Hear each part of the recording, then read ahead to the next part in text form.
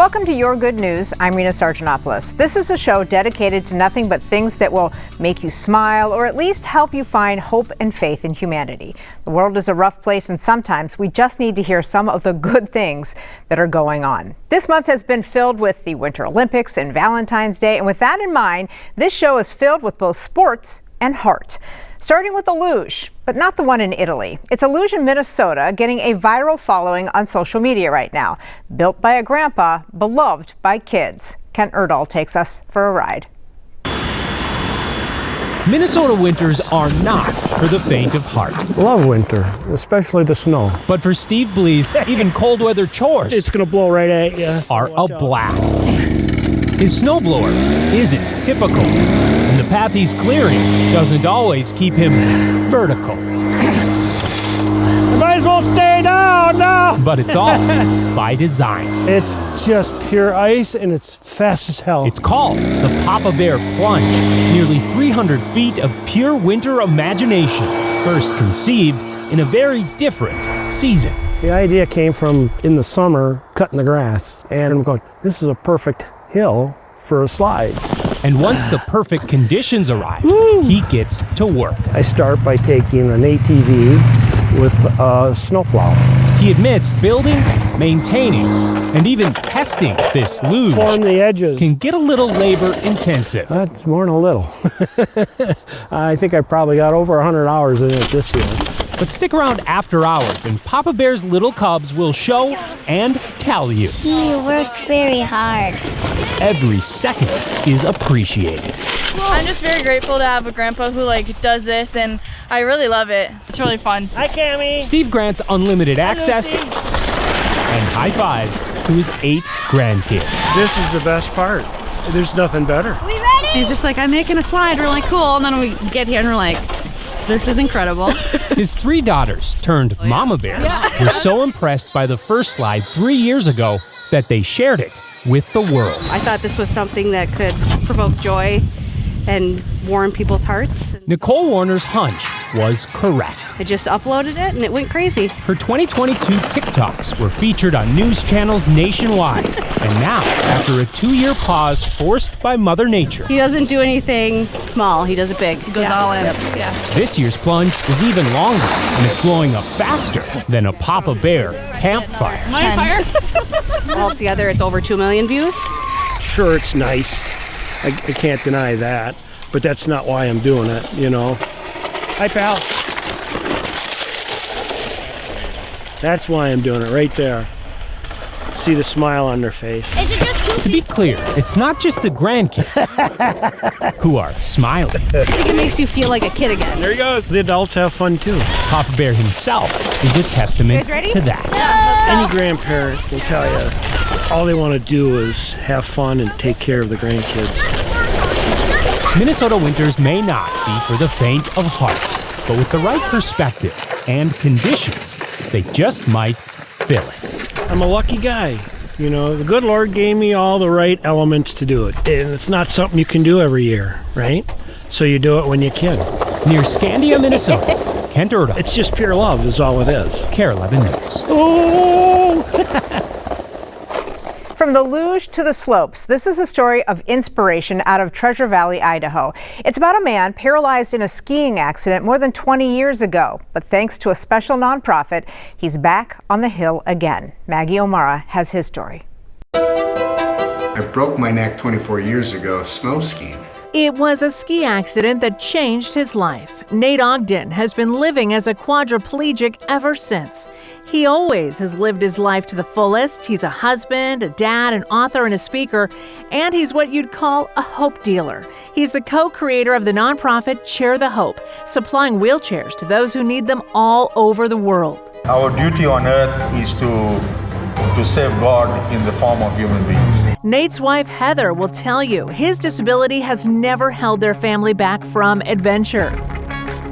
We've been skydiving, river rafting, we've done rappelling, shark diving. Pretty much if we can figure out a way to do it, he'll do it. So when Heather heard about the adaptive ski program at Bogus Basin, she jumped on that opportunity. Well, my wife signed me up for lessons and I didn't even know about it. It was no real surprise to me because that's what my wife does.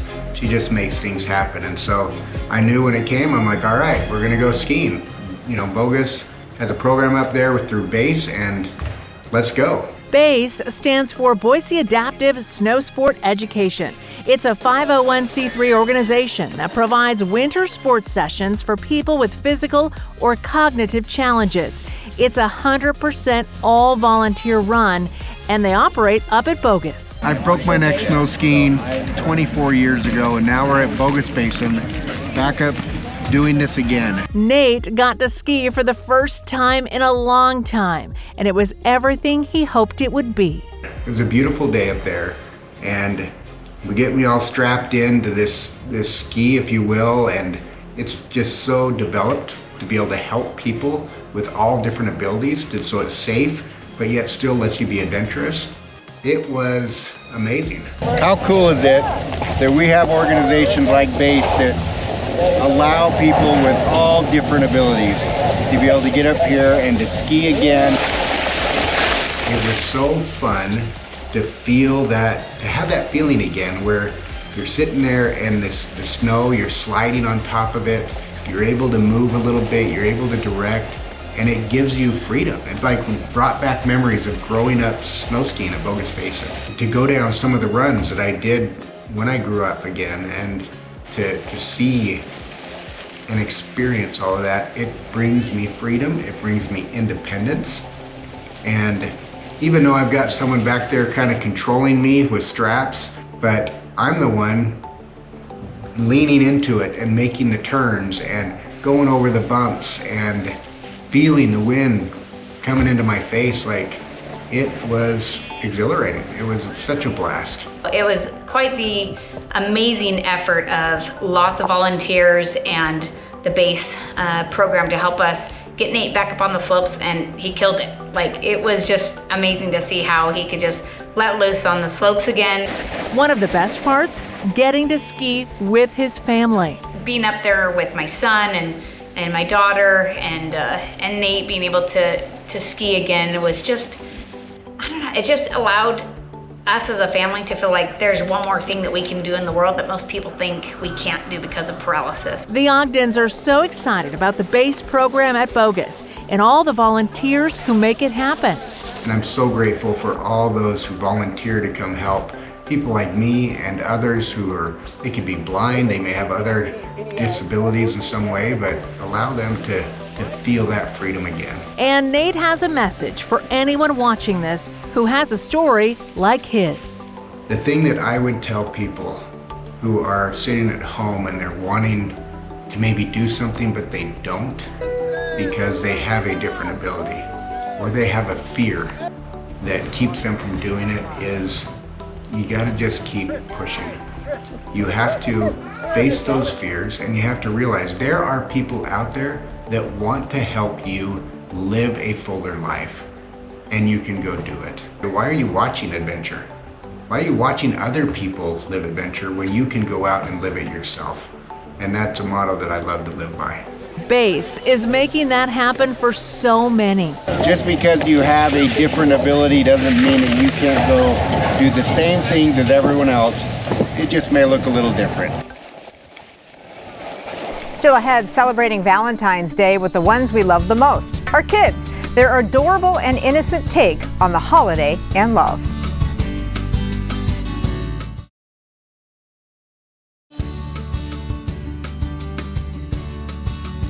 Welcome back. If you grew up reading the Peanuts comic strip, you might recognize what Riley Mack rolled into a kindergarten class in Hamilton, Michigan. It's an advice booth where she got to ask questions about love for Valentine's Day. Any person who's experienced it will tell you love is complicated. But as a journalist, it's my job to find some answers. No. When it comes to love, we don't always know where we stand. So, we built one.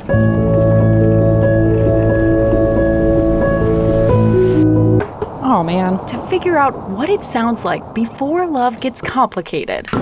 You don't have to go far. Are you ready? You just have to go small. How would you describe love? I don't know. Love is when you love someone. That's a nice question. It's about helping people. When somebody doesn't have a friend, you can be their friend. You can play with him. When you grow up, you can marry him. If someone falls down on the ground, ask a teacher or a Band-Aid to help him if he has a scrape. What do you do for people that you love? Maybe hug them. Give them a huge gift that they always wanted. Maybe some flowers. Maybe a gift card. That's a good answer. They should go on a vacation with each other. Oh, that's a great answer. I would probably give my boyfriend 100 pieces of chocolate. I'm gonna put him in a tote though. It's big enough for 200 chocolates. Give me your best advice on love. If that person is in a different family that they love, they can marry them.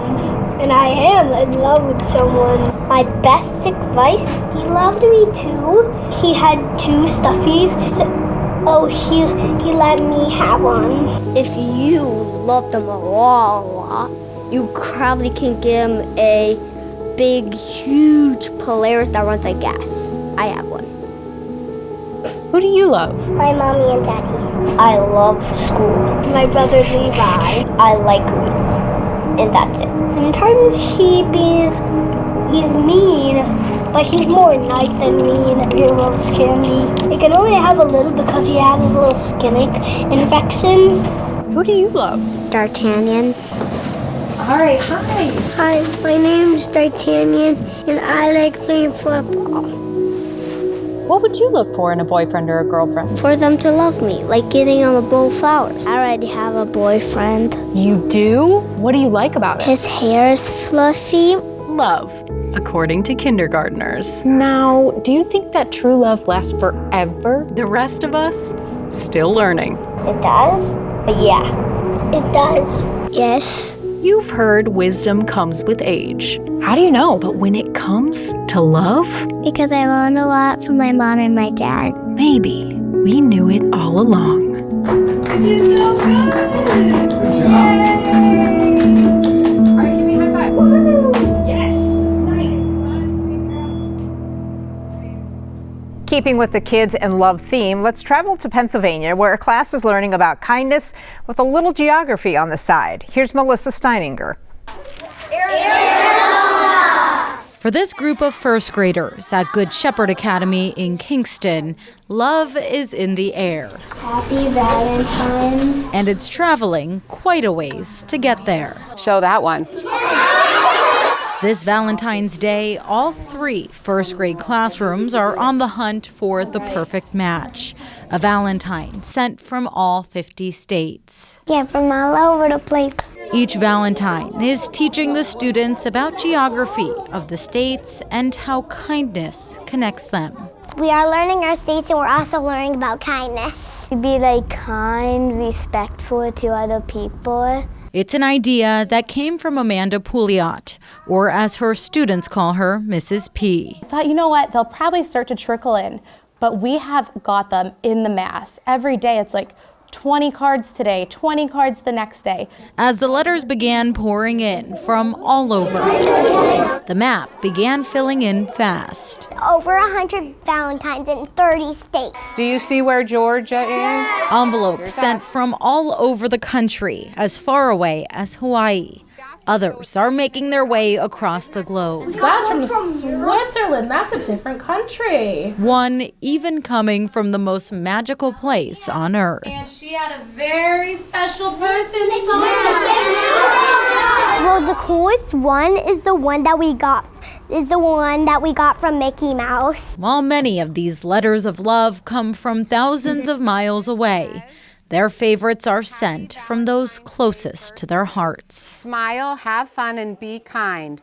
From Molly Jenkins' friends in Georgia. My class went crazy when we had one that came from Epcot from Mickey Mouse. Another one was from Hawaii, and it said it was from the Aloha State. So for them to get that, they were just ecstatic. But to be honest, I know Mickey was a favorite, but nothing is better than getting one from Grandma. Proving kindness knows no distance. Sometimes it just takes a stamp to get there. They're learning about how easy it is and how it makes their day to open a card. So for them now, today we were learning how to write envelopes. So we're gonna start to send some Valentines out as well. 20 more. I think we could do. What started as an assembly in an elementary school in York County, Pennsylvania, turned into a beloved teacher's surprise proposal. Here's Gabrielle Mediak. Also from Ms. Herbert's class, Braden Clancy.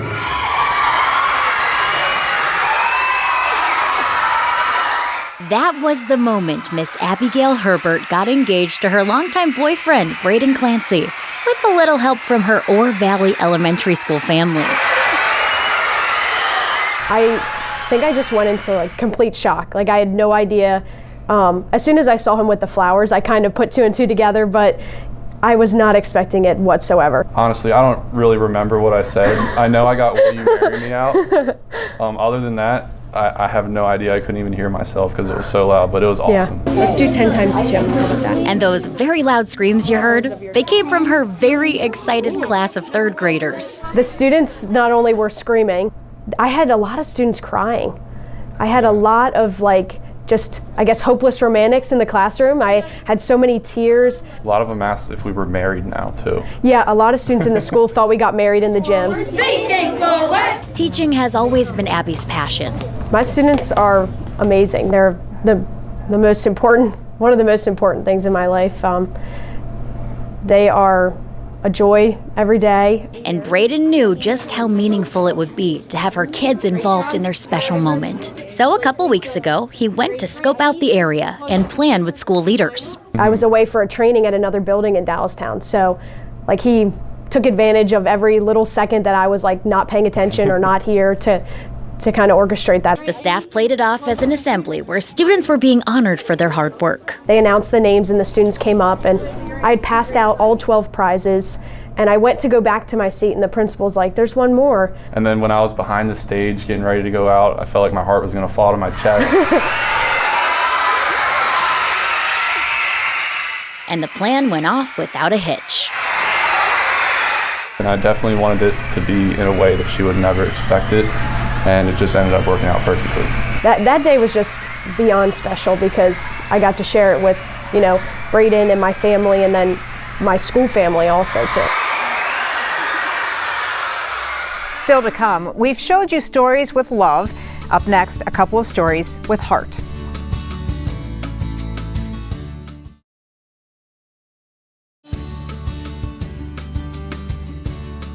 Welcome back. A video game that millions of kids already love is being used in a different way to help patients facing a scary journey and to not feel alone. Fortnite is helping kids who are waiting for a heart transplant. Here's Caitlin Ross. So the game actually has 2 different layers to it. Video game designer Brian Grayson says this is gaming for good, helping players feel empathy and understand what some kids face in real life. Alice's journey is very similar to that, where she's not sure what to expect. This is a little scary. There are people supporting her. Inside Fortnite's Super Pet World, players are introduced to Alice, a child waiting for a heart transplant. For the first time, the game includes a side quest built around that journey. What is this journey like for real patients who are going through it? So we spent time to read real patient stories. Developers designed the quest so players help build a mechanical heart, modeled after real devices used to support children while they wait for transplant. The goal is simple: help players experience what it feels like to walk alongside someone going through it. What makes gaming different from every other form of media is you are the protagonist. You're not just passively seeing content. You are leaning in, you're making choices. Ghost Gaming CEO Todd Harris says those choices matter. He calls this a compassion quest. To be able to be empathetic and understand that this journey is a long one, And getting the heart is just the first part of the journey. For Enduring Hearts, the nonprofit behind the partnership, Linda Lee Smith says the hope is that kids facing transplants see themselves reflected in the story and feel supported.